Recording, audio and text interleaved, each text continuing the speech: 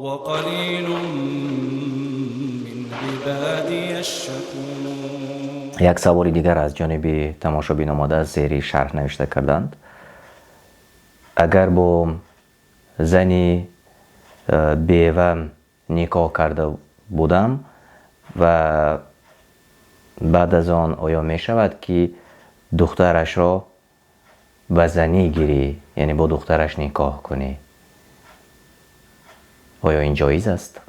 بسم الله الرحمن الرحیم. الحمد لله والصلاة والسلام علی رسول الله و علی آله و اصحابه و من والاه. اما بعد، دختری همسر برای شوهر حرام است. الله سبحانه و تعالی در سوره نساء نکاح 15 نوع زنها را برای ما حرام گردانید، از جمله دختری زن را که با آن زن هم بستر شده باشد.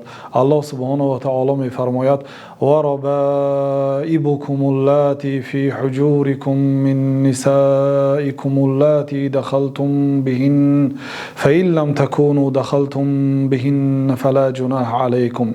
و دختران همسرانتان که با آنها هم بستر شدید، یعنی برای شما حرام کرده شد. و اگر هم بستر نشده باشید برای شما نکاح آنها اجازت است.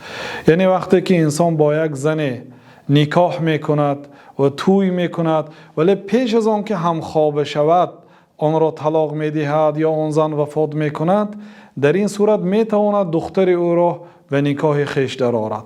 اما وقتی که با مادرش هم بستر گشت، دیگر بعد وفات آن زن هم یا بعد طلاق آن زن هم تا روز قیامت آن دختر را دیگر نکاح کرده نمیتواند. والله تعالی اعلم. فاسألوا اهل الذکر ان کنتم لا تعلمون. و اگر خود نمیدانید از اهل علم بپرسید. از این آیه چنین قاعده برمی آید که اگر انسان چیزی را از مسائل دینی نفهمد باید از عالمان ثابت قدم در علم بپرسد. تفسیر سعدی.